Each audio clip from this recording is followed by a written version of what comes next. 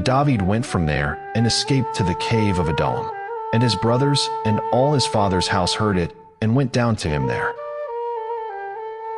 And everyone who was in distress, everyone who was in debt, and everyone bitter in being gathered to him. So he became head over them, and there were about 400 men with him.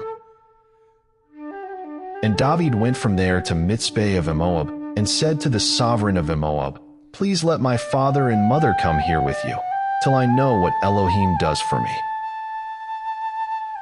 And he left them with the sovereign of Moab, and they dwelt with him all the time that David was in the stronghold. And the prophet Gad said to David, "Do not remain in the stronghold. Leave and go to the land of Yehudah." So David left and went into the Hereth woods.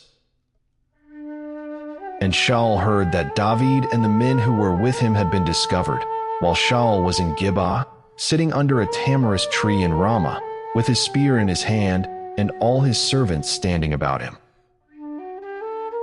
And Shaul said to his servants who were standing around him, "Hear now, you Benjamites, does the son of Ishai give every one of you fields and vineyards, and make you all commanders of thousands and commanders of hundreds?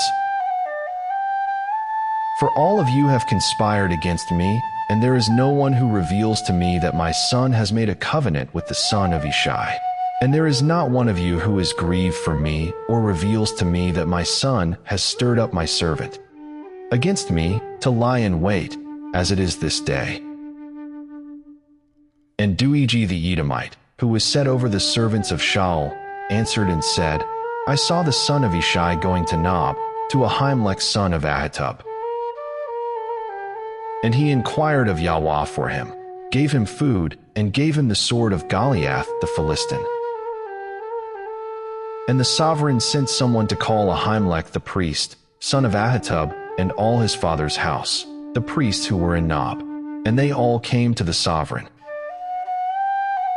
And Shaul said, "Hear now, son of Ahitub." And he answered, "Here I am, my master."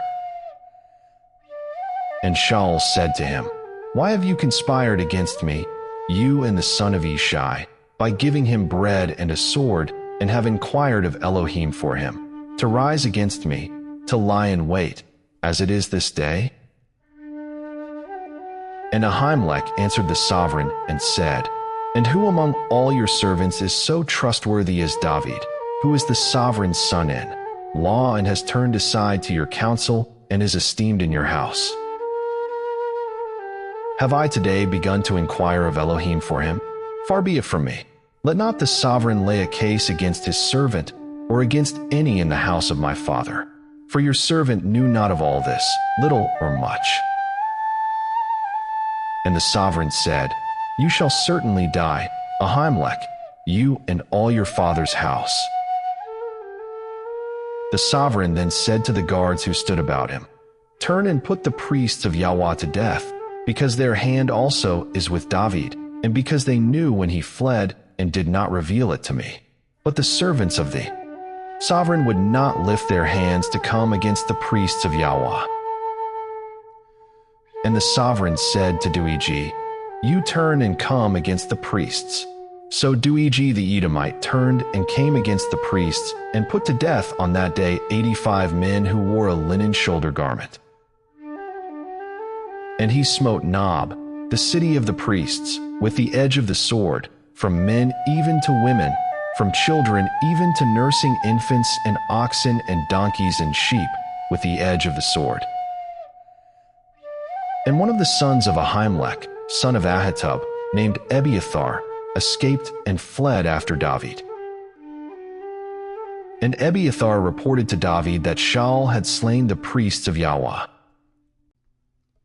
And David said to Ebiathar, "I knew that day, when Doeg the Edomite was there, that he would certainly inform Shaul. I am accountable for all the lives of your father's house.